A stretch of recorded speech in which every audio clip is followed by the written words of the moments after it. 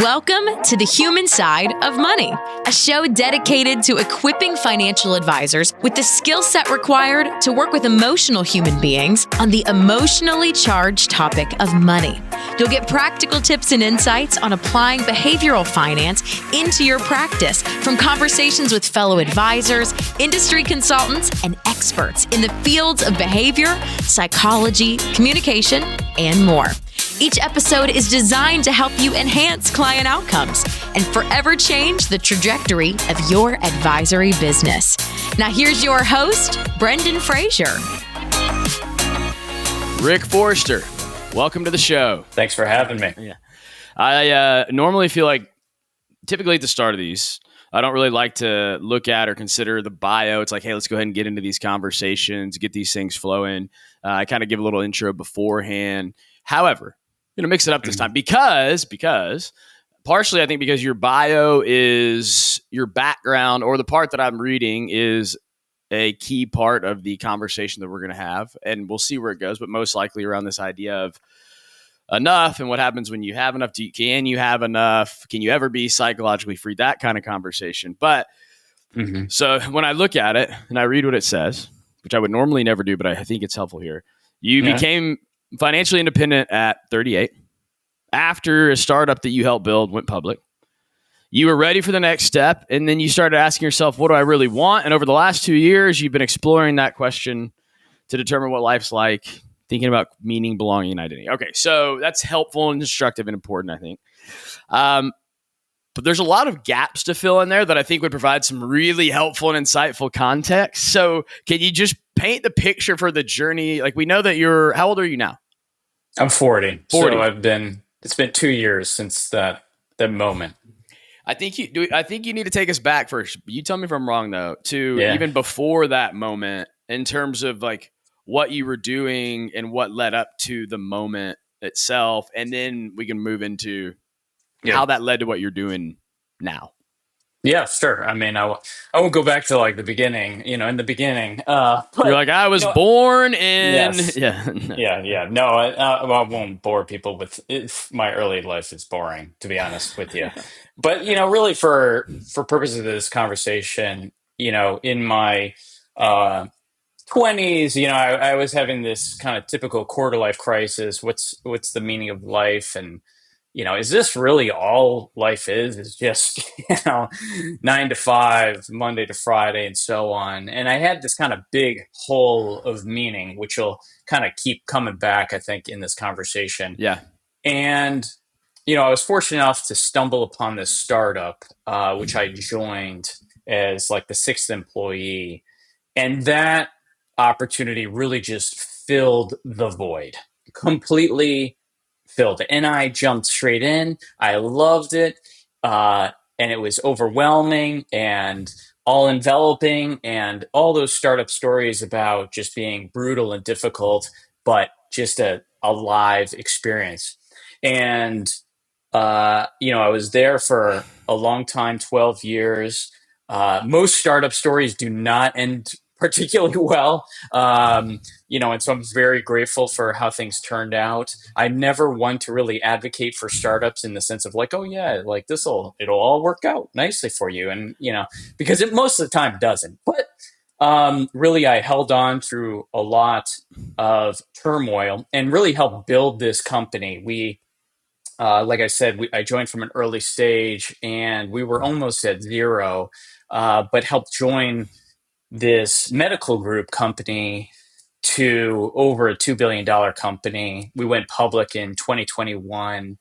I somehow survived all the, turmoil of a startup growth stage, new executives coming in. I was this young gun, hard worker, but probably way out of my depth in terms of, this big world of healthcare and managing hundreds of people and so on. But I survived all of that and made it through. And so I went through this kind of startup trajectory where I was very close with the founder, Jeff Butler, just an amazing mind, strategic mind. And I really, as sort of preview was coming to a close, was thinking, that's what's next for me, right?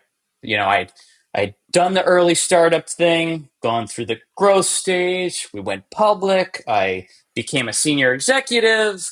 Check, check, check, check, check. Good. Got that experience. Well, what's next? Well, the logical next step is that I start my own company and I become a founder and CEO. And it's just that path. And so that what led me to leaving Privia Health after, we were a pretty established public company at that point. I stayed 2 years after we had gone public and seen that out. And it was time for me to go off and do my own thing and start my own company. And so that's what led me to leave and the initial plan for where I thought I was going. Okay. Let's go back to your quarter life crisis for a second. Yep. And you said you're sitting there wondering, is this all that there is? This startup comes in and you said it filled the void.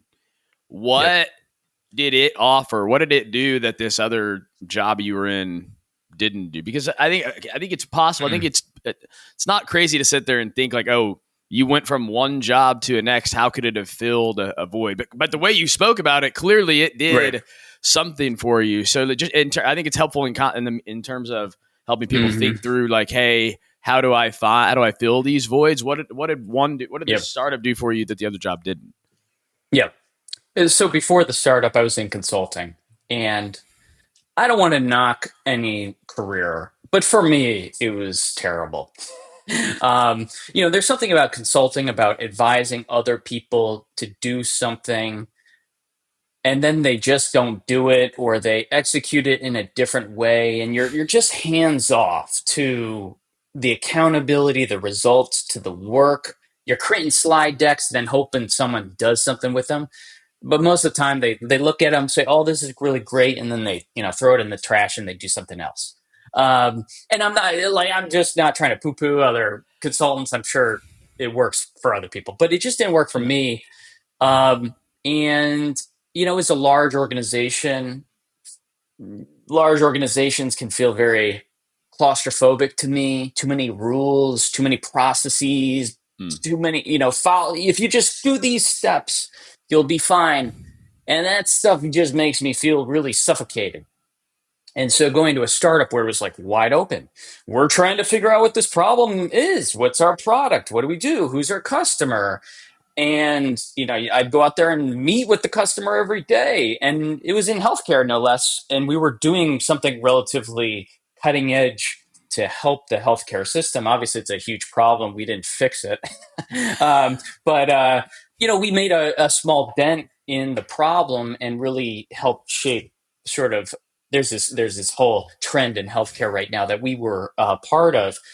And so that was very fulfilling to really be getting my hands dirty in the problem, to have the flexibility to make an impact, to work with customers every day and seeing the impact that I could make versus a much more ambiguous impact, detached way in which sometimes it can be.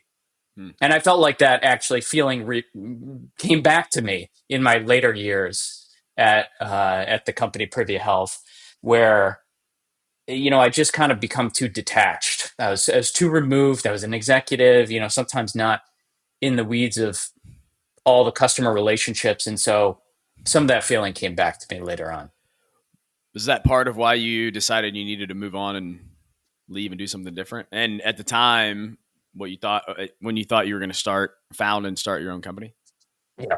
Yes. There's, and this is so common among the startup world, entrepreneurs, is everyone romanticizes the early stages of the company. It's just sort of wild and free, and it's a frontier, and we can discover all these things, and it's chaotic, but it's like, it's just an open frontier of opportunity, and it's exciting. And everybody romanticizes that part of the journey, and can be a lot of fun. And it's something that I love to do still. And so I was really trying to recapture that feeling that I had early on in the startup, and just being like, can I do it again? And, I think a lot of people, you see this in serial entrepreneurs, of people trying to recapture that essence that they'd felt in the beginning of the of the company, and they're continually chasing that maybe for the rest of their life to revisit that feeling again. Right. No, I think you're exactly right. I enjoyed that. I liked that. I want to recreate that same feeling again. It's like, I mean, but this probably isn't a great example, but even in relationships, like, oh, that was so fun at the beginning of the Right. relationship. Things were fun and free and easy. Like, I want to go chase that again. Not recommending that anybody goes and does that, by the way. Yeah, But people want to fall in love again, and because they relish that early excitement and feeling. That's right. So take us to the point where you decide, you say, okay, it's time for me to move on and do something different. You decide to leave Privia where you were at.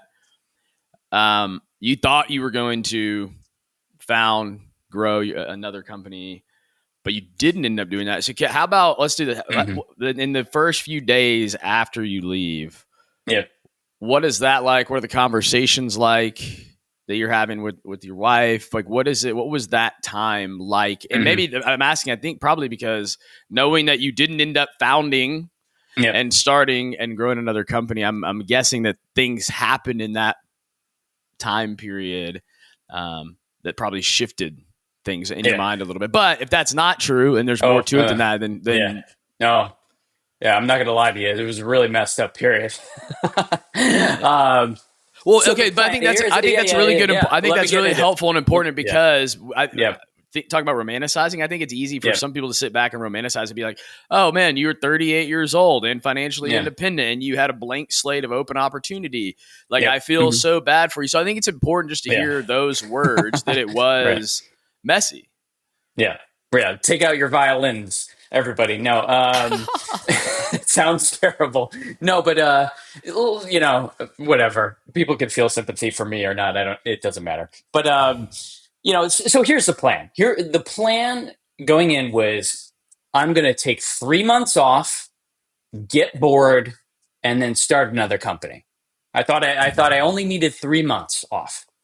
And a lot of people actually reinforced that belief to me of like, seize this opportunity. You don't want to lose momentum on your career. And you hear this a lot in terms of people who take a career break as an example. Yeah. Like, there's this like countdown that's begun, and tick, tick, tick, tick, tick. You better get back on it. So anyways, I actually took a week off. I remember going on vacation with the family, and if they say 3 months, a week should suffice. Yes. So I took it was like a vacation, and it felt great. I was like, oh wow, no one's emailing me, no one's calling me. Like, there's not some disaster that that's happening because I'm not paying attention. And then the second week, when I got back home, I just went right into business idea creation mode. And I started work. I have this list of 100 business ideas, which I haven't looked at in a while, fortunately. And I was just researching, and I had, kind of investors in mind and customers, and I'm part of these different like healthcare communities I was getting back involved in and talking to people. And I think it was like day 3 of that second week where I actually just broke down crying to my wife. I was just lost. And I was just like, what am I doing? No one understands what I'm going through. This sort of twisted guilt around, I have all this opportunity, this great situation, and I'm not feeling good about it. And it was just a terribly twisted feeling. And that you would have never, ever imagined you would have had 2 weeks after. Like, imagine going back and telling yourself when you're like 35, like, hey, you're going to leave and have this blank slate, and then you're not going to be happy 2 weeks later. You're going to be miserable 2 weeks later. Yeah.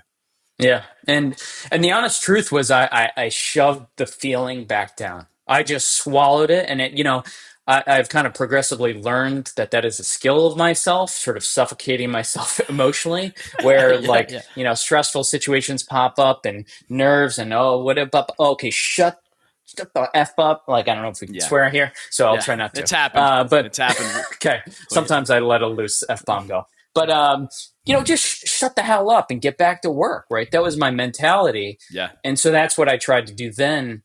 And it really was, I think, for about the first 3 months there, where I was working on business ideas, talking to investors, talking to potential customers.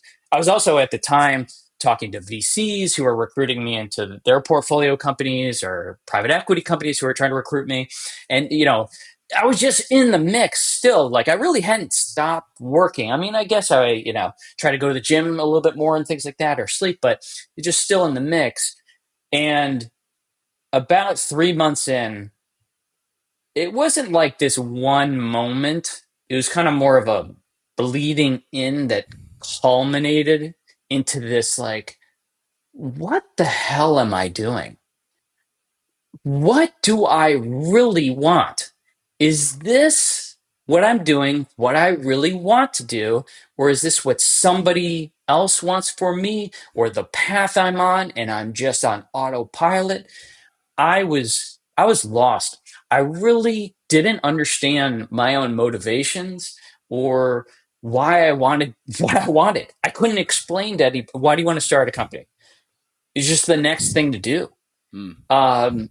And that was very disorienting because the last, decade and a half of my life had all been leading to this moment. And I was climbing the mountain and about to like plant the flag of founding my own company, like CEO victory.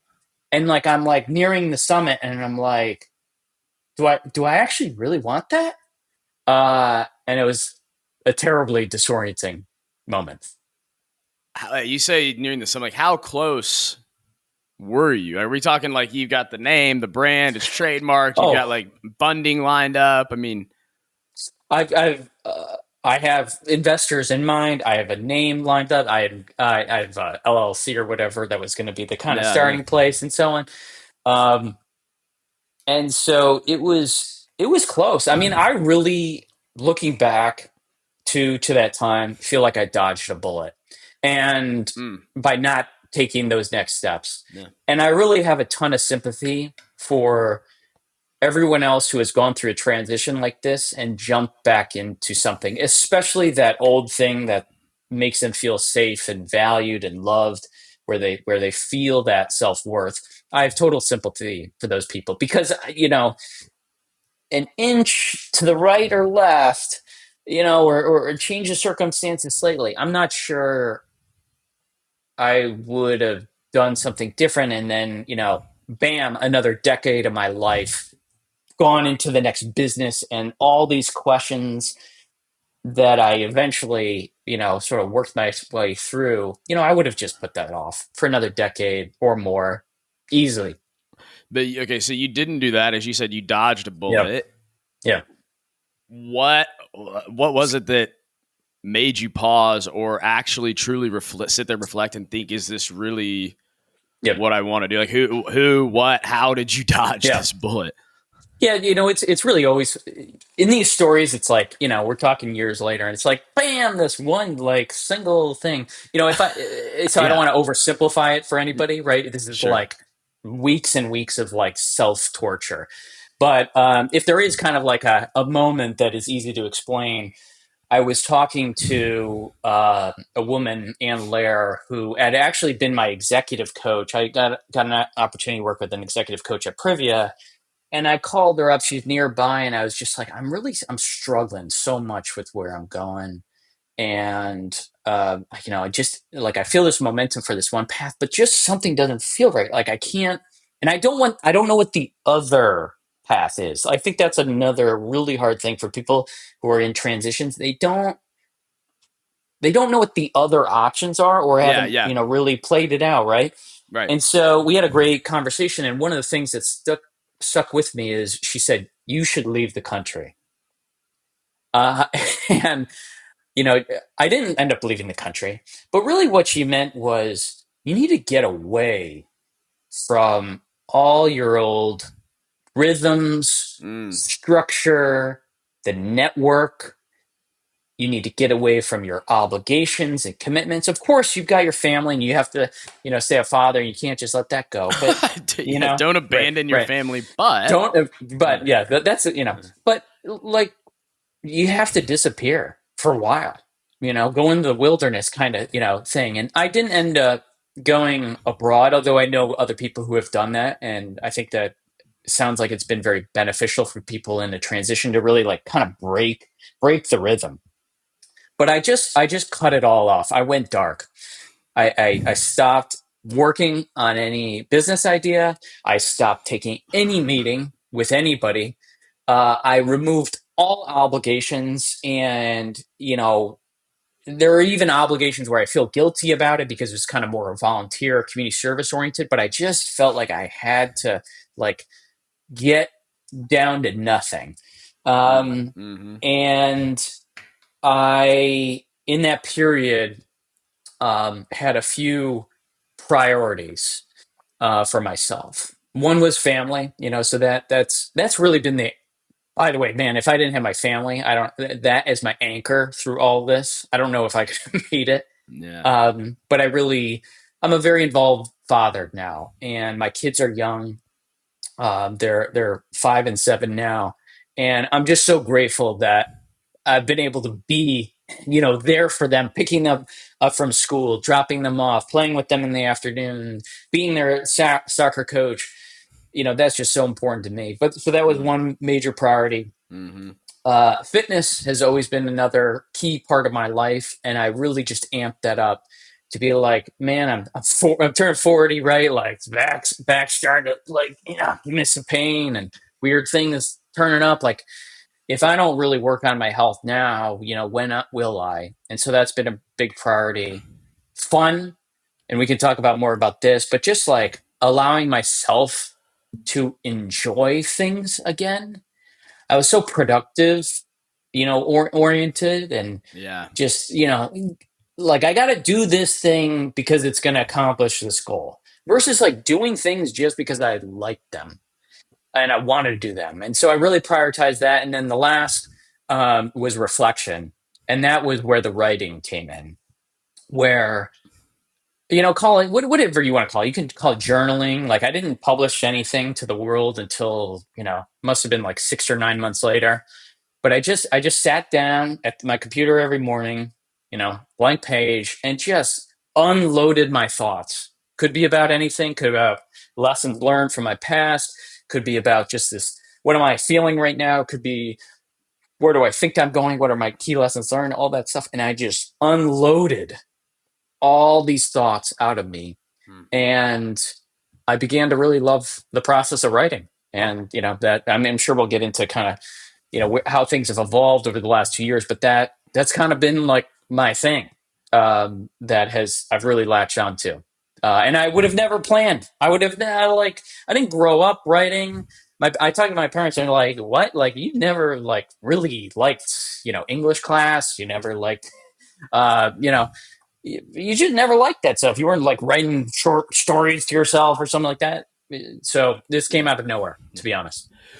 Because you had the space with which to explore and discover it, right? And so you said something earlier that I think about a lot, and even like challenge people on. So whenever you leave something that you're doing, you've got a blank slate. It's like, oh, I could do anything. We so very naturally, like you said, you know some options, but you don't know all the options. Right? There are some paths that you can think of, but we're not even aware of all the possible paths that are out there. And if you look at the paths that we think about going down or consider going down, those paths are almost always very, very closely related to or tangential to what we're already doing or a skill set that we already have, right? And so, I mean, I challenge anybody to think. Okay, so I remember somebody asked me when I was a financial advisor. Somebody was like, "All right, so imagine you had all the money in the world. Imagine you had $50 million. Would you still be doing this?" And I was like, "Yeah, of course, I'd still be doing this. What else would I be doing?" And he was like, "No, you wouldn't." And I was like, "Yes, I would." And then I didn't want to give in, so I leave that night, and I'm like, "No, he's right." But like, it's so hard for me to fathom or envision what else I could be doing because I've poured so much time, effort, energy, and devotion into mastering this one thing that it almost feels wrong to go look for something else. And I don't even really know where else to look. And so I'll ask friends, be like, "Hey, all right, so let's say that you could do anything that you wanted. What would you do?" We have this friend that's a therapist. She was like, "I'd do what I'm doing now." And I'm like, Nope, no, you wouldn't. BS, you're doing it for money. And she's like, "No, seriously." And then I didn't want to get into it, but like I truly believe that if I opened up the options and said, "Hey, here are all the other options that are out there to be like, okay, you know what? Maybe there are some other things. So to your point, I think that's a challenge for so many people is we don't know the possibilities. And then I love the fact that maybe you didn't go abroad, right? But you did. You had your coach. Your coach said to do this to disrupt the rhythms of life, right? Because we get into these routines that we're just like we're naturally ingrained in these routines. We have our environments that we're used to, and we think the same way in these environments. So maybe you didn't travel out of the country, but you did disrupt your routine by shutting everything down. And by doing that, that created the space for you to be open-minded to find out other paths. And because you did that, you discovered writing. Like this is what I'm hearing as you describe it, right? It's like you didn't know writing was an option. You never really considered it because you were just on to the next thing, like tunnel vision, laser focused, because that's what you thought that's what you were supposed to do. But without having broken up the rhythms that you were used to, you probably would have never found writing. You would have never even considered it an option. No, it was never an option. And I think like going back to what you said, right? A lot of people from the side might say, okay, Rick, hey, yes, you have this kind of, let's just say you do have this professional opportunity. There's a great opportunity. Why not do that? And you're really good at it, by the way. Like that's a whole other kind of gnarly part about it in terms of like, we value mastery. We value being good at what we do. And we like the recognition that comes with that, right? And so you can be successful and miserable at the same time. And, so there's that lens. And then there's the other lens of like, Rick, you're 38. You've got this whole life in front of you. You've got the ultimate freedom, like why not do whatever you want? Like, try and play an instrument or, try and do this, try and do that. Like you have so many opportunities, but in the moment, these opportunities aren't available to you, or it feels very overwhelming, or you've invested so much in your identity and the people around you know you as a certain thing and you're trying to adhere to some of these standards. Or, let's just take, some of these examples like, making art or something like that. You've got these scripts around, well, art's not a valuable thing, or, this won't make me any money. But wait, why do I need money? But it's not valued, because no one will buy it. And you're just like, you're bouncing around off all these ideas. And so you kind of just go, well, you know what? Let me just go back to the default thing that I know that keeps me safe. It makes me feel, that worth. People tell me versus trying something, versus trying something new that has risk and unknowns and, writing. What are you trying to become, a author? Well, that's a terrible career. No one makes any money from that, and you'll be, you'll write in obscurity for decades, and no one will ever read anything you write. Blah blah blah. Right? Yeah. All these things come up, right? And it's hard to manage through. I was going to say, I'm imagining you go into like a dinner with your friends, your social community, or I mean, even some like event of some sort. And for the longest time, you got to say, "Oh, I'm helping build this startup. I'm an executive at this like public company." And then now it's like you're like, "What am I going to say? I'm a writer." And I mean, I'm not. I imagine that's a thing too, right? Oh, I still struggle to know what to say, to be honest with you. I don't have like, this is not good advice for people looking to figure out how to do this. I have not like embraced the identity of a quote unquote writer. I'm writing right now. I'm writing. In fact, I'm writing a book. And so maybe when I publish it, will I become a writer or whatever? But I don't know. Like, I also have respect for writers. I don't really put myself at that level. So, it's a very complicated question. I just, my honest answer is I try and squirrel out of it. Is I say, I do some consulting, and then most people, like, it's so boring sounding, they'll be like, all right, let's move on to something else. And I'm like, I just don't really want to get into it, honestly. Why not? I don't know. My wife asks me that all the time, and she'll, like, for example, I'm writing a book, and she'll tell her friends and family. You are writing a book? I'm writing a book. Okay. Yeah, we can get into that. Fiction, actually. Okay. Which makes this, talk about another unplanned path. But, she'll tell her friends and family that, and I'll say, I feel weird saying it. I don't know why. I just think I'm unsure of how to explain myself without a long description of my past. Oh, well, I'm writing a book, but well, you really should know that I used to be, a startup executive, and I went through this, event, and I took some time off, and I tried to find different things, and it's like blah blah. It's just I don't know. It's like too complicated to me. Maybe interview me in a year. Maybe I have a better answer for you. Okay, all right, I'll come back to you and check. If you went back, knowing what you know now, what you've been through now, how you see it 2 years later through this lens, what would you do differently leading up to the day? Mm-hmm. To whether it like to sort of, would you do anything differently to better prepare yourself, or Mm-hmm. what have you learned? What would you do differently? I tried to have a plan, and the plan should have been no plan. And I think that, for, a high strung type A type person, right? Like, Gantt charts and all that stuff, like reverse engineering what's going to happen in, 5 years from now. And then how do we reverse engineer to be like, what do I need to work at this moment? Right. Right. I get used to organizing and planning my days out and everything I should do. Yeah. And, that version of you, had you said that, would have gone, yeah, right. yeah, right. Yeah, No, exactly. don't plan. Yeah, what? That's terrible advice. It's yeah. You don't have any metrics, don't have any milestones of success, no goals. Yeah. All these things. That's what I would have. What I've said, and I've talked to a lot of people who have gone on a sabbatical or going through a transition since then. And my biggest advice is to just try and give yourself as much time as possible, like to let the wilderness stretch as long as you can, which is hard for people, especially on more of a sabbatical if you've got a time limit or financial restrictions. But if you can try and let that leash go as long as possible and really give yourself a grace period to not have to have a thing figured out, to let the opportunities emerge to you rather than forcing yourself to take on opportunities. That's the problem with the plan. Because if you say, hey, in 3 months, I need to start working on a company, your mind is already, all the people a lot of people listening are probably successful people, high strung, like achievers.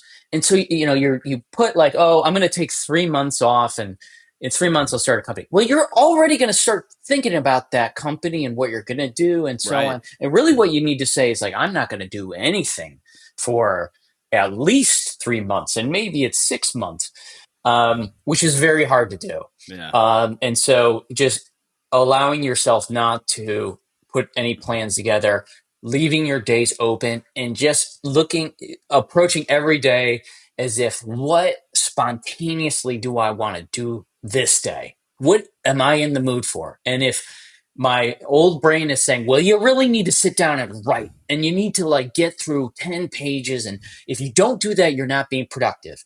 But if I wake up and I'm like, you know what? I'll give you an example.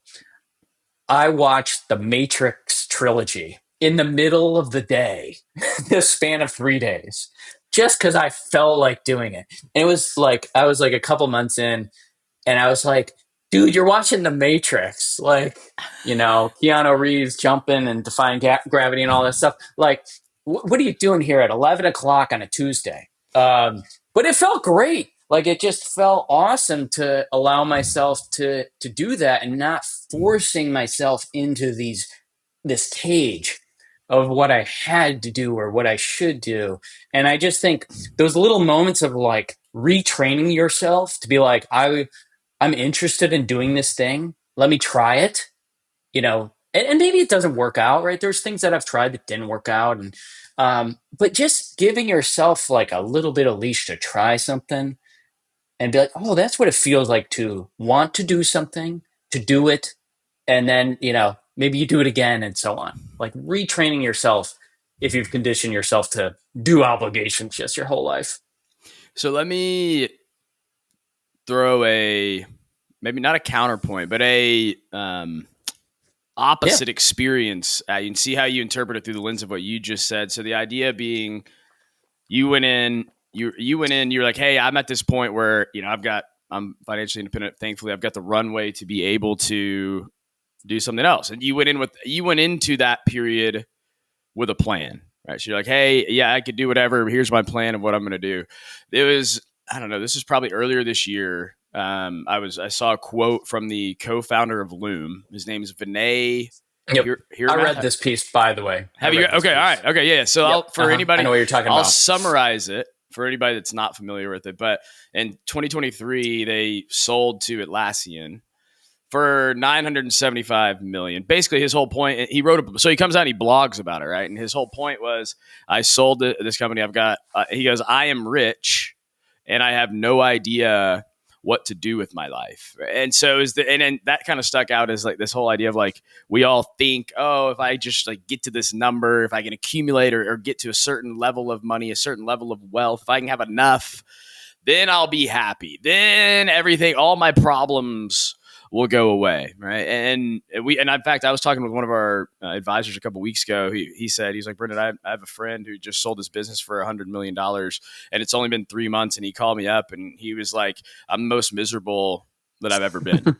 Yep. And so I'm trying to reconcile or figure out in my mind, like you went in with a plan. That's not the way to do it.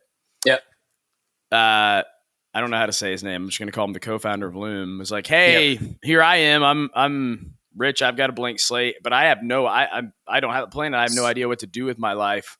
How do you reconcile those two things? Well, yeah, no, I remember that story, and my maybe counterintuitive response would be, maybe he's doing it right, and we're just seeing it in the middle. You were seeing a point in time in the middle of the wilderness period, which I went through.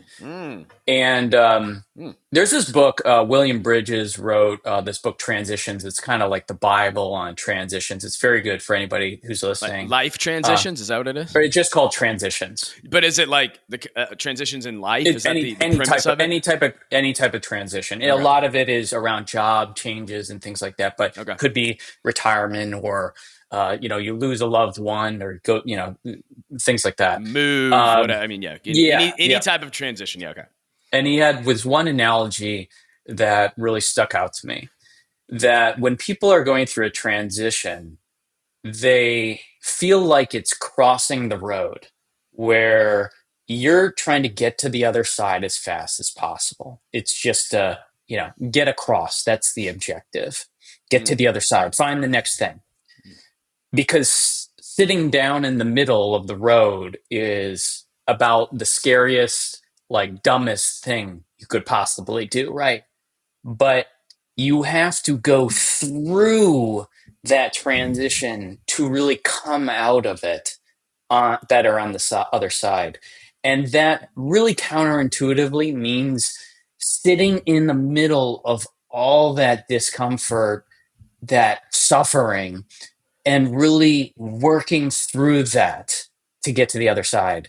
And that's like, for me, that was the journaling, the space, it's walks, exercise where my mind is going and things like that.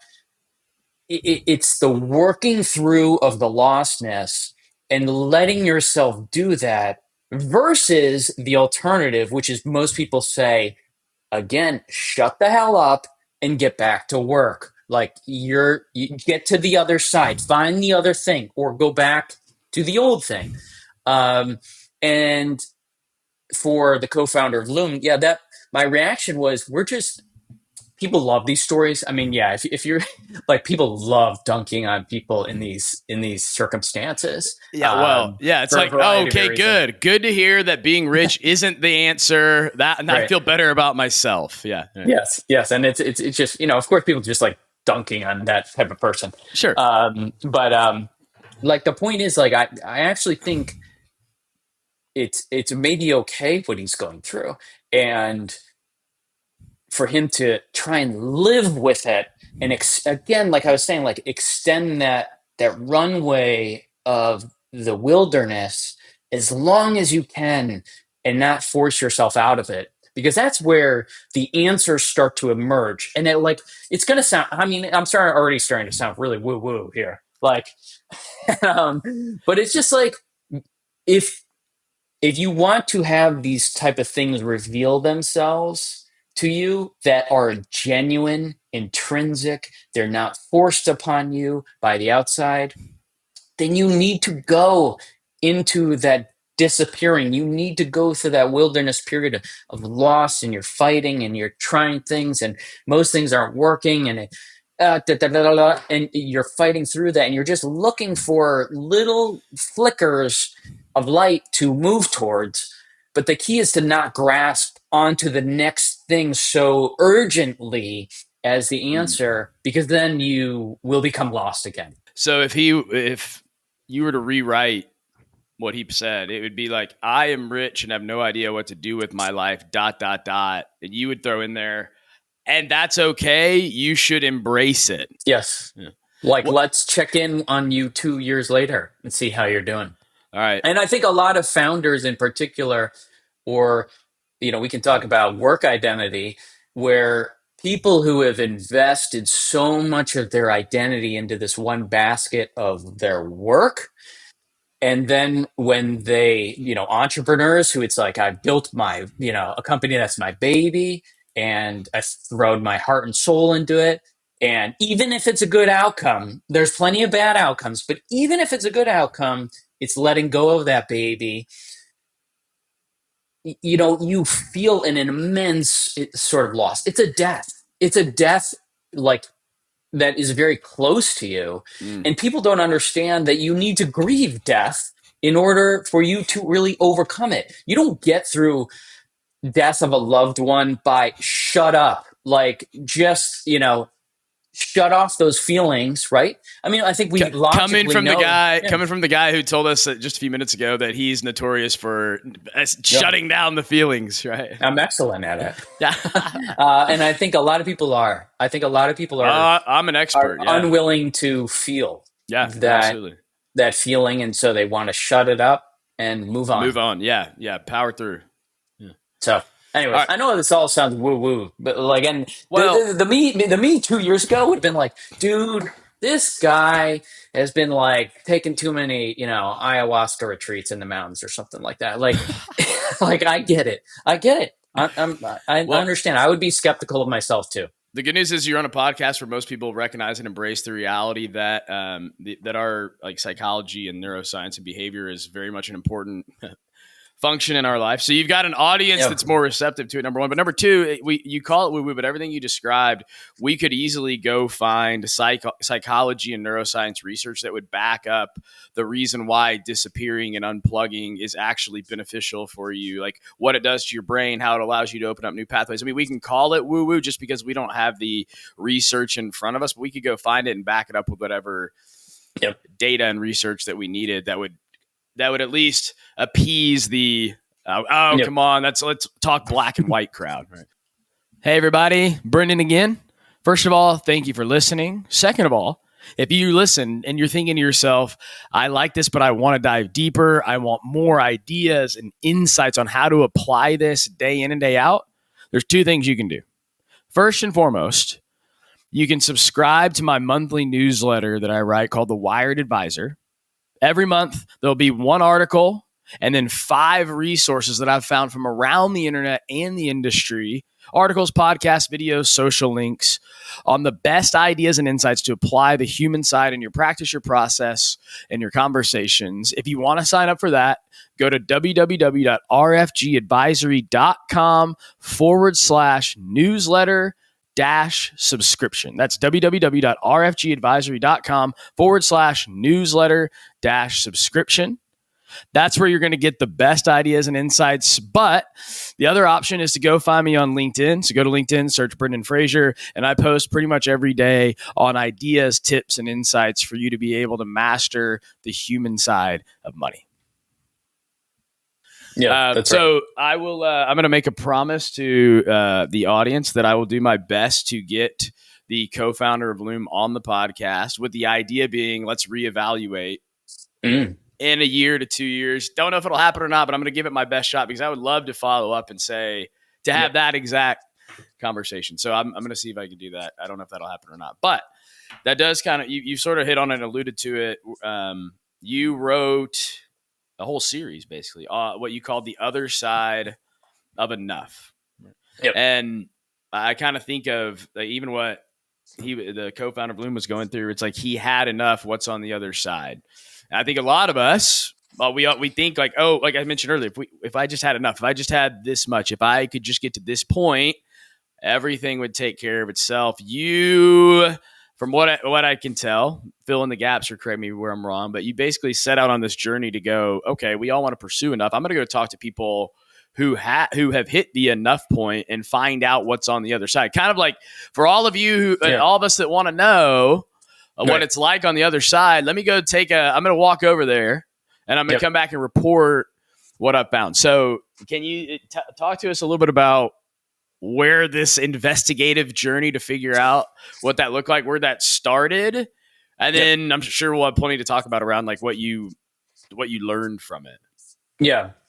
I think it really just came from my own interest to figure out what I was going through. And I was just like, are other people also experiencing what I'm experiencing? Right. I think, this experience that I've gone through, especially being younger, it may be different for people who are like, at retirement age. And so there's a whole community around it where you're collectively going through the same experience.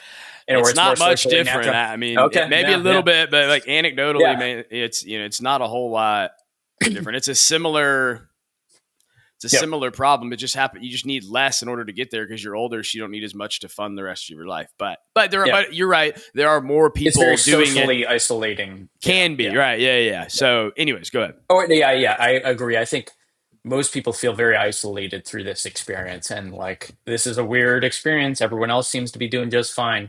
And so part of me just wanted to talk to other people who were going through this experience. And I really wanted to get different perspectives on the other side of enough. And so I was very intentional about the people I chose I could talk to. So, for example, I talked to not the co-founder of Loom, another tech founder who will remain anonymous, who had really built their identity on being a startup founder and was trying to figure things out. I talked to him. Actually, another founder too, who 9-figure net worth, and was going through his own transition. I talked to early retirees who had gone through a typical corporate path and career and turned to more of an artistic life. I talked to one, actually my mom, who was a lawyer who became a pastor later in my life. I talked to the mad scientist, who is a sort of famous fire blogger, writer up there with Mr. Money Mustache. And he gave me a lot of really interesting insight about his own experience. So I really wanted like a very eclectic group of people who were in different stages of this, and could really just help me understand. And my whole discussion, there was like very little discussion about the money. How did you make your money, and what it about like the mechanics of it? I was just like, how do you feel? And people were very revealing, I think, and open-minded about this experience, because I don't think a lot of people talk about this type of stuff. But it's all sitting inside of us as we go through it. So that was what I was hoping to accomplish. Just ask some of these questions. So you kind of teed it up to him and just like went in and said, "Hey, now that you're here, how are you feeling? What are you experiencing? Did anything surprise you? Did anything?" If you were kind of doing it to figure out, am I the only one that feels like this, or is it a similar thing? Was the answer yes? Yes. Was it a common theme? Was it like, yes, everyone is feeling, they're all going through it in different ways or kind of different lenses on it, but everybody kind of had the same beats around. The transition was much harder than I thought. It took a lot longer than I thought. I was lost for a lot of time. I felt a lot of expectations from the outside, whether it be explicit expectations from other telling me what to do or implicit expectations about what I thought I should do. I felt a lot of guilt around having all of these feelings because I'm so well off. Um, Yeah. I've tried different weird things. Some of them work, some of them don't. And I talked to people who had figured it out, and a lot of people who hadn't figured it out. And most people actually, the figured it out. Most people sat in this gray area of I figured some things out, but I haven't figured other things out, which I think is just honestly like the life experience where you don't hit again this enough. You don't hit this point of, oh, check, I just solved life. I figured it out. I'm good. And I just live in bliss now from here on forward. Happily ever after. Okay, it's good to know that nobody's figured out life. No, regardless Yes. of their level of wealth, they haven't quite cracked the code on that. Not that I've met, at least. Yeah, okay. Well, I would actually be pretty skeptical of anybody that raises their hand like, "Yep, I've got it right here." Yes. What as you're having these conversations, what surprised you? What did you learn where you thought, that's something I hadn't experienced, I hadn't really thought about before. It's really in terms of how people articulated what I was feeling inside, but maybe couldn't sort of name. And I think that, through this whole experience, I really was able to separate out in my own head the difference between material independence versus psychological experience. Material independence versus psychological independence. Okay. And material independence is really what the entire financial community talks about. It's hitting your number. It's the 4% rule, and you do your Monte Carlo projections, and you do your spreadsheets, and blah blah blah blah blah. It's the tangible, hard numbers about, oh, you are independent or whatever. You've hit this different levels of wealth. Yeah. That's one type of freedom. It's a nice type of freedom. I am not at all telling people that you shouldn't chase that type of freedom. But there is another freedom, which is more of a psychological kind, that is much more harder to name and understand, where people who have material independence can still be psychologically unfree. They're still worried about their net worth. They're still worried about their status. Like me, they don't really feel like they have the opportunity to try different things or have new experiences. They feel weighed down by the expectations around them. And they have all this money, but they don't feel free. And, I kind of phrase it in terms of like, for them, money hasn't helped them escape the prison. It's just transferred them to a better cell. Like, they have nicer things. They maybe have more time, but they're still stuck. There's a weight weighing them down. And to me, that psychological freedom is way more powerful one. And I would almost argue, and especially meeting different types of people, that you don't need material independence to have the psychological independence. And that psychological independence is actually what we really want. That's what we crave. We want the peace, the feeling that we're, we have meaning in our lives. We're focused on the right things. And it's our life. We own it. The material independence is really just kind of it's certainly a great objective and milestone, but it's not the meat of what we're after. And do you think that we, humans, tend to believe that money, financial wealth will get them, that you get both material independence and psychological independence packaged into one? Like, oh, the path to psychological independence must be more money. I think it's quite obvious that most everybody thinks that, at least in the West. To me, at least. I mean, and maybe I'm just like in the wrong circles. No. I think you're right. I think most people think life is a spreadsheet problem, and if the numbers add up, like, everything's going to be fine. And they'll chase that goal their whole life, and really put so much into it, but never tackle some of the squishy, softer stuff where life really is.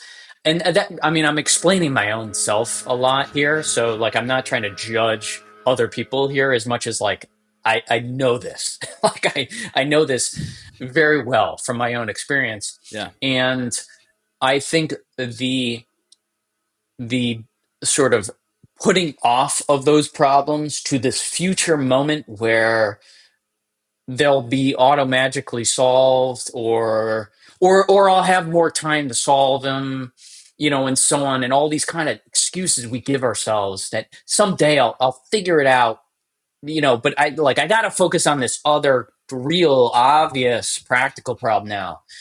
I think it's a huge mistake. And that's why I just say, going back to dodging the bullet, like I just think you don't, like, financial independence is not required for you to tackle some of these issues, and it doesn't necessarily solve your avoidance of these issues. Was there an area where that you thought you would end up being psychologically independent, but it didn't happen once you had the material independence? Or I guess, to use the way you framed it, is there a cell that you were transferred into that you didn't expect?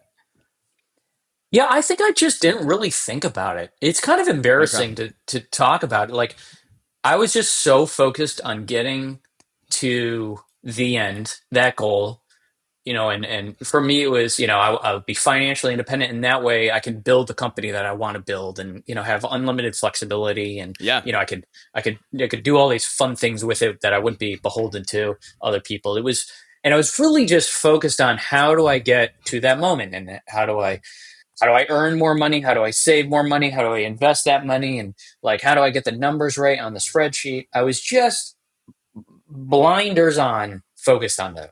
I had no idea. I had just had, like, most of my writing is literally just trying to warn my past self about what's coming around the corner. Like, that's essentially it. Like, hey, this is Rick. Future, you will experience this, and that's what I, like, hope to try and, just when I share my own journey, try and tell other people, where people will say, "Oh, Rick, sounds like a nice problem to have here." Like, all these problems, quote, that you're experiencing, like, good for you. But I'm just really trying to help people understand that, if you do have those blinders on, you're going to have to face those problems then at a future date. So get ready, or you can really start to think about some of those problems now. So, anyways, I don't know if I answered your question. Yeah. Well, no, I think you did. I mean, you said that the thing you said that I thought I was going to pull back out was, you said that it's embarrassing to think back on now. I don't think it's embarrassing at all. I think you just have the benefit of hindsight bias, where like, now what you didn't know then, and it seems obvious. I mean, obviously, I don't know for sure, but from my experience, I would say that the majority of people think the same way that you did, right? But you've been to the other side, and so now it seems obvious, but it's not obvious in the moment. I mean, I think there's a lot of people that would say, like, "Oh, you know what? There's probably people that are listening, like, I hear what he's saying, and I kind of get it, but, like, no. If I had a huge windfall, trust me, things would be better. Like, I wouldn't make those same mistakes. So I don't think it's embarrassing at all. I think that, like, you're talking about the things you know now, and this is hopefully helping other people that may have had that same belief that you once had. What about your wife? How did this impact her? Right, you're the one that's making it, but, like, you guys are obviously a family. Like, did she experience anything similar? Why or why not? Yeah, it's a great question. I am, like, eternally thankful to my wife during this phase, because she really, really let me do my thing without judgment, which I think is really hard to do for people in a sort of long-term relationship. You're always, like, kind of invested in whatever outcome the other person's pursuing, and these choices about, like, a job, or, like, what I choose, and so, like, there's a lot of implications for her. Yeah. And the greatest thing that she did for me was just listen and not judge. And so when I'm having these breakdowns, and like, feel clueless, or trying these different things, or, she was just there for me to listen through. And, when she said, when I said, hey, I want to start a company, she'd be like, I'll support you. And I was like, hey, I want to start writing. She's like, I'll support you in that too. And just that kind of like unconditional support that really most people don't have, I think it is really important. And then for Yeah. her herself, I think that, um, I don't want to speak for her too much, but she's going through her own evolution too, where I think the particular issue for her is our kids are young, like I said before, and so she's a very still involved caregiver, and that's really what gives her a lot of meaning, and it gives me meaning too, but I can just tell not as much meaning as it does her. Sure. And this is not anything about traditional gender roles. This is just me and Right. her, Right. how we are. Yeah. I need like other intellectual pursuits and creative pursuits on my own. Yep. And her world is a lot involved with the kids, and for her, I see as the kids get older, and they start to go to school full time. They start to maybe care less about being around the family as much. We haven't hit that point yet, but we know it's coming. And like that, how is that identity transition going to go too? Because I think a lot of the things we've talked about now, when your identity is really enmeshed in this one thing where you have a concentration risk, all your eggs in one basket, and you lose that, or it starts to slip from your fingers, it can be a very disorienting feeling. In a lot of ways. So, anyways, so that not, if I'm hearing you right, it's like not, if we look at her pre and post, like becoming financially independent and leaving, not so she didn't go through the same emotional challenges and journey. Like things were the same before and I mean, or maybe not the same, but it wasn't as challenging of a time for her. The things were stable. She actually worked longer than me for a period of time. And then, it ended up being, I really want to focus on being a mom while our kids are young. This is a unique period. And, like I said, I really think I front loaded all my emotional torture. And she might have some things that she's going to have to work through, and we'll kind of continue to be working through this together. So, and I mean, I probably will have my own evolutions too. So, or maybe she'll overcome all of this, and it'll just be a piece of cake for her. And then you should interview her, because she figured it out. Well, if you want us to, that clip, we can send you the clip earlier when you were bragging on her and raving about how great she was. We'll take that little clip, send it over to you. And don't worry. Yeah. I'll tell her. Yeah, for sure. What if you went back to the version of you that was in the middle of your career at the healthcare startup, and you went back and let's say you've just had you've gone to the other side of it enough. You've had these conversations. What would you go back and tell that version of yourself that you learned from those conversations? Yeah. This is a difficult question, because I think that I feel very fortunate for how my circumstances have all panned out, right? Like this, I hope I'm not like to your audience saying like, boo hoo, poor Rick. Like I'm actually quite happy. And well, right. But that's grateful. because we're talking about how you figured it out, right. But there's also the possibility that you didn't figure it out and you would still be unhappy and miserable, right? Yeah. So that's the point of, I have these, where I'm going is I have these conflicting feelings around, say my like workaholic years in the middle of the startup, like, those also helped me get here to where I am now. Sure. And would I be here now if I hadn't gone through that? It's an impossible question to answer, right? Yeah, right. And so I benefited from my own workaholism, which makes this very complicated. And it's not this easy, just like work less and you'll be fine. Well, right. I don't know. Yeah. But I think that just the biggest thing I would try and tell myself is to chill out and enjoy the era that I'm in. Because I think this is probably my my recurring mistake in life is just trying to get to the other side of whatever place I'm in right now. Again, the crossing the street.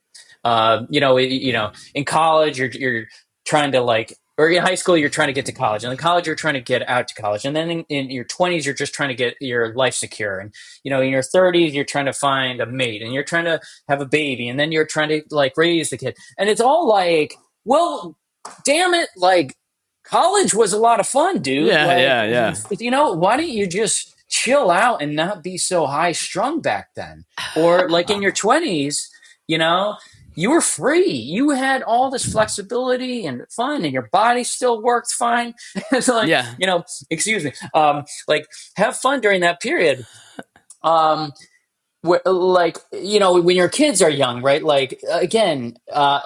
Enjoy that experience. They're only young once. And so, it's a pain and you're not sleeping and all that stuff, but Right. just enjoy that era you're in because, I think it's kind of become a cliche now, but these are the good old days, right? You're in the good old days right now. Right. And, for me now as an idea, we mentioned the book, the analogy there is just enjoy writing the book and the experience of it, not I gotta get this thing published and sold and for this future outcome, which by the way probably won't be all that great, but it's just stop wishing for this future moment and enjoy the era that I'm in right now, because this time will end. It'll be the last time that I go through this. Yeah, it's so true, and it's so hard to do all at the same time, right? We're wired to be okay, what's next? What am I working towards? Or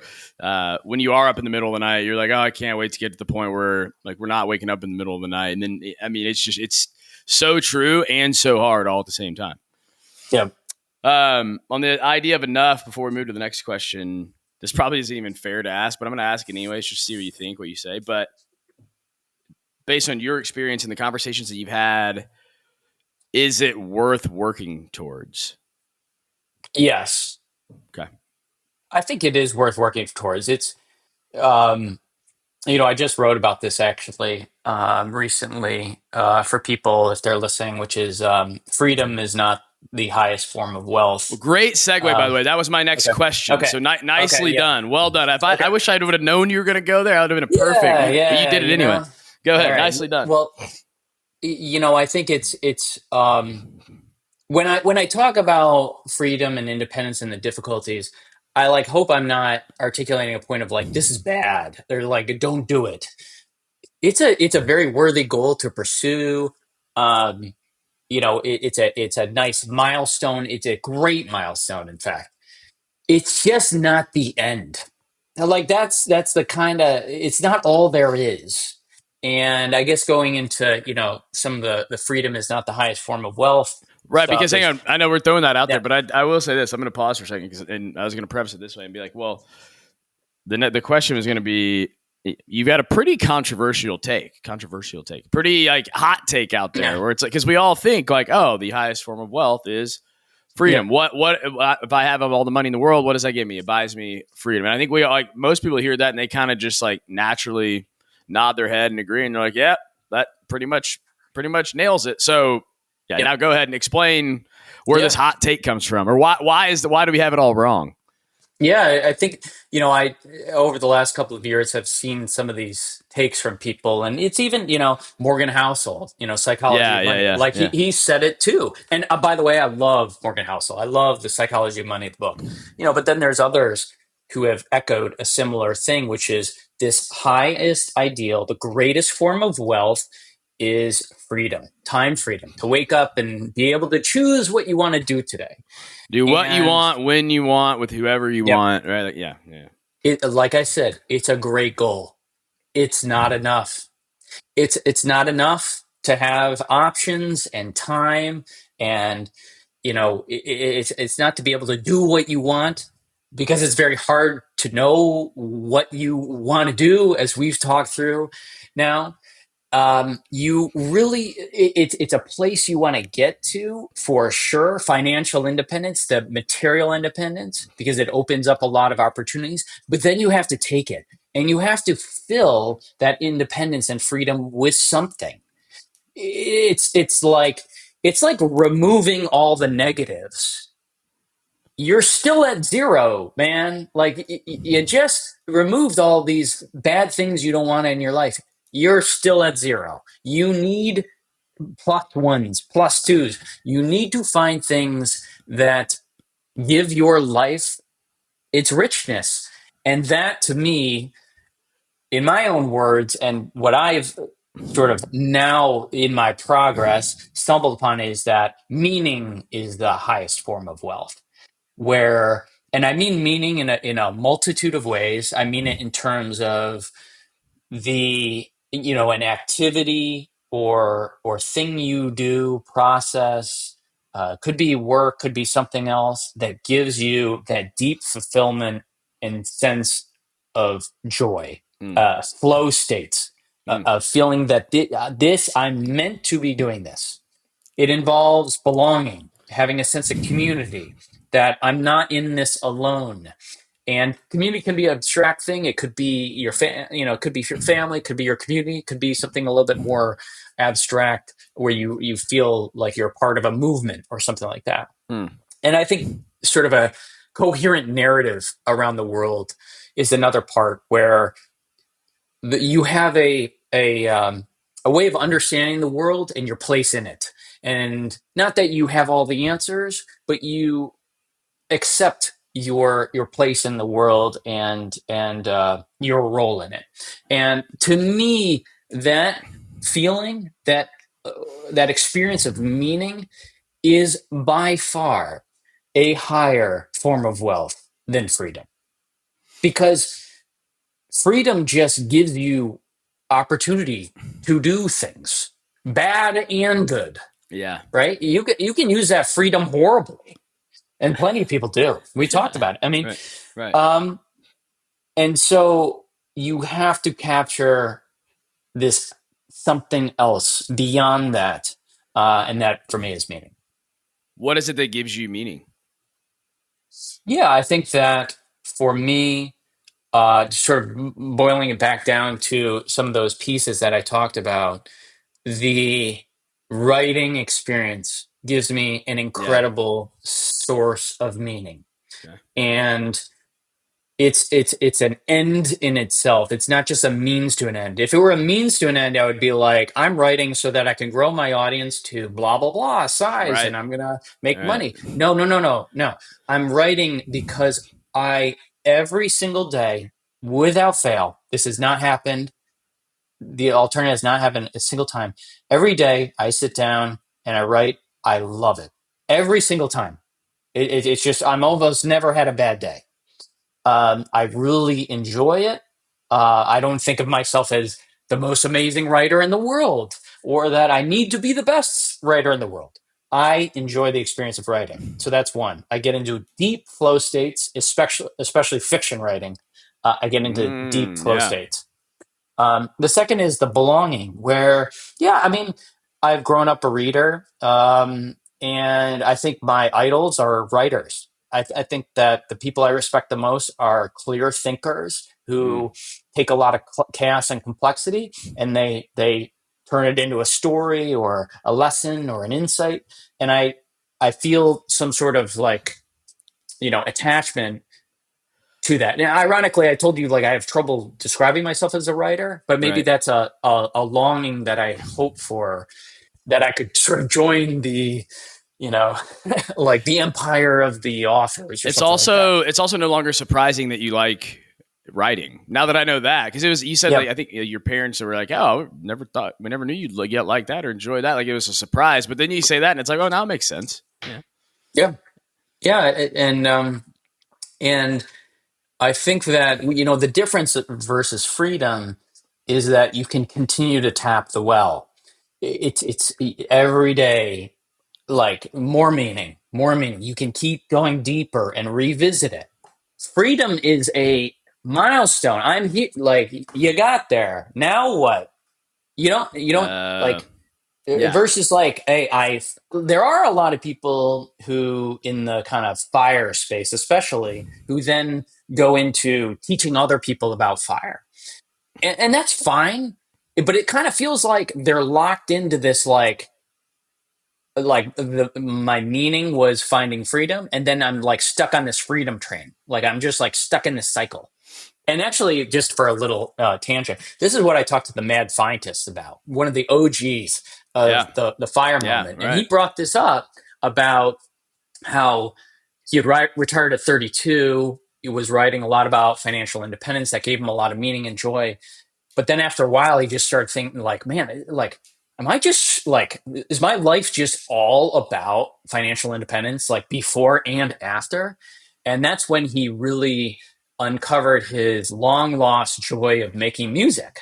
And that is really the thing that he loves and gives him the deepest sense of meaning. And it took him a while to get back to it.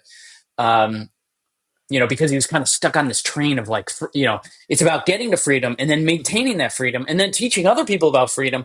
And then again, it's like freedom's the greatest thing in the world. And you just kind of stuck in this cycle. Yeah. Is there anything about your journey or the idea around enough or meaning that we need to make sure we talk about before we move into the rapid fire 3-pack of questions? Anything we've left? Man, I could go in so many different directions. I don't know, like that's just so. But so you want me to give you one, or like, is there anything, just anything that's sticking out to you where you're like, all right, we've talked about all this, and there's one thing that he hadn't, one path we haven't gone down that I feel like we're missing if we don't hit on that.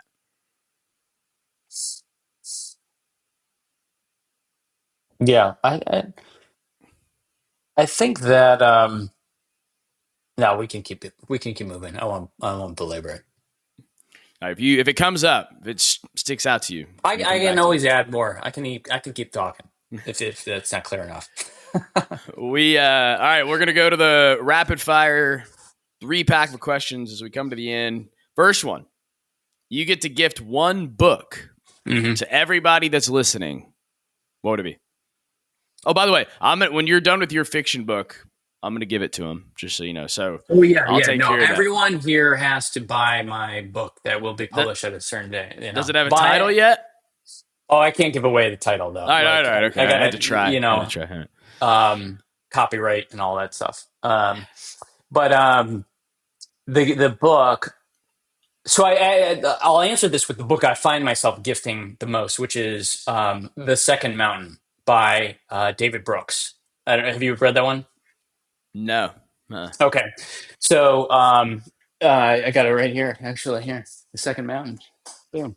There it is. The Second Mountain. Benefits of having a bookshelf behind you. For those that aren't also looking at you. Yes. It's a great book in terms of all these people who are kind of high achievers, especially in the work professional sense, who just kind of keep, trying to get to the next professional success and so on. But then maybe they end up feeling empty inside of, what is this all for? Like, is this just like, I'm just on this journey here and like, just keep going. It feels so meaningless. Yeah. Like what we've talked about. He really diagnoses that extremely well. That spoke to me. He talks about this wilderness phase and the importance of it. And then he talks about sort of the opportunities on the other side. He frames it in terms of these marriages. I'm not going to get all of them right. I probably should look, but it's marriage to a vocation. Vocation would be something like writing, like a process versus a job, which may be impermanent. Okay.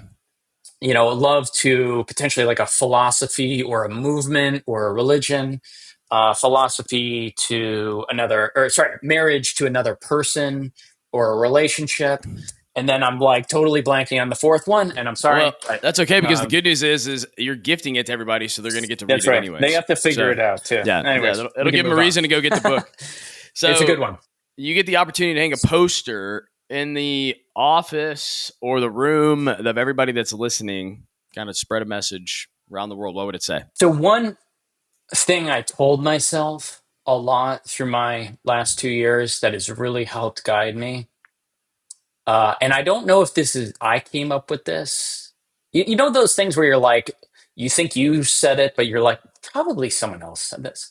But anyways, it is, Yes. if life is long, then what's the rush? And if life is short, then why are you wasting your time? And I think that, life Yeah. is full of these paradoxes. And to me, the ultimate paradox, or one of the biggest paradoxes, is life is both long and short. Yeah. And we talked about enjoying the era you're in, where life is long and just trying to get through life. Man, that's a sad life. I mean, I lived through a lot of that. Some of my best years, I was just trying to get through to the other side. Mm. And so, like, why am I in such a damn rush? And then on the other side, right, life is really short and it ends early. And maybe, for some ends way earlier than you think. And you don't Hmm. know, when your last time, To do anything is. to do anything, right? To Right. hold your kid, to,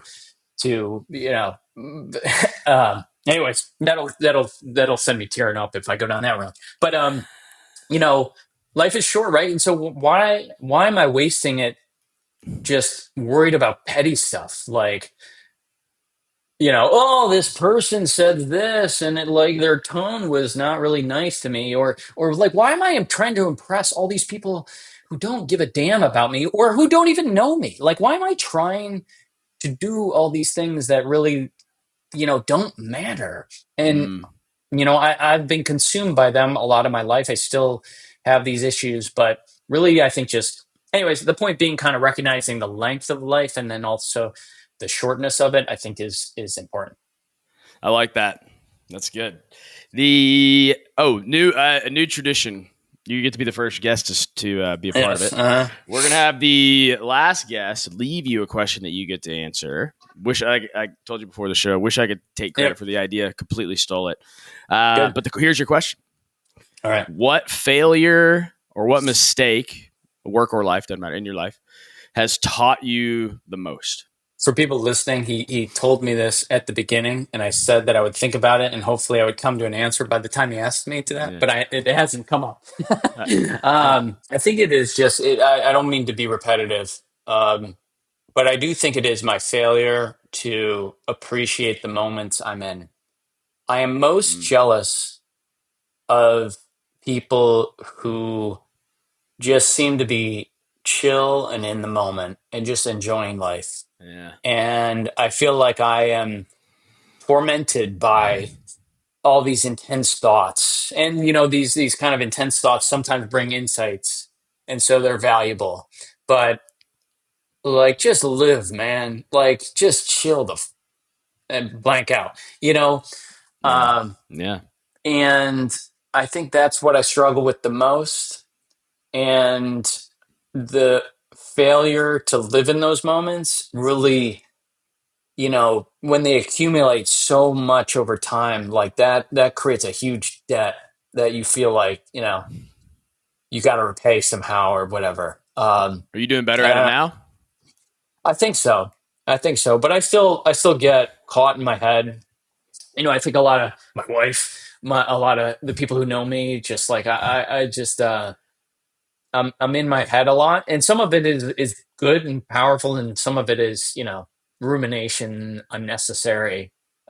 So trying to figure out those parts that are positive versus not, I think is an ongoing struggle for me. Well, So Rick, I don't even think I answered that question, but that's the answer I gave.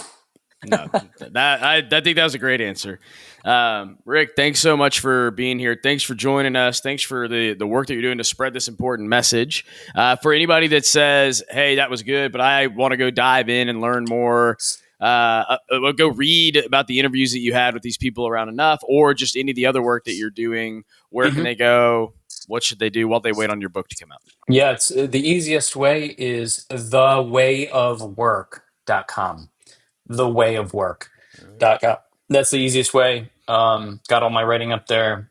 Uh, and yeah, I like talking to people about this stuff, because like I said before, it can be a very isolating experience. it can be very weird to talk to my friends who are like, no clue what I'm going through. And it is one of those like problems that sound nice to have there, dude. Like, but so I'm happy. I'm happy to talk to people or, engage with them around this stuff. Well, thanks for coming on here and talking about it, and keep up the good work. We appreciate it. Content here is for illustrative purposes and general information only. It is not legal, tax, or individualized financial advice, nor is it a recommendation to buy, sell, or hold any specific security or engage in any specific trading strategy. Results will vary. Past performance is no indication of future results or success.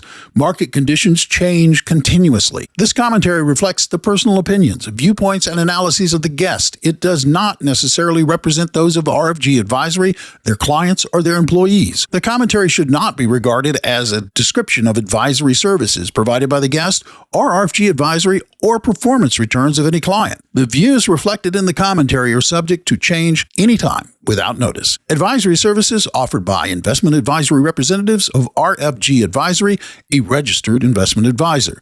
The guest and RFG Advisory are unaffiliated entities. Advisory services are only offered to clients or prospective clients where RFG Advisory and its representatives are properly licensed or exempt from licensure. No advisory services may be rendered by RFG Advisory unless a client agreement is in place.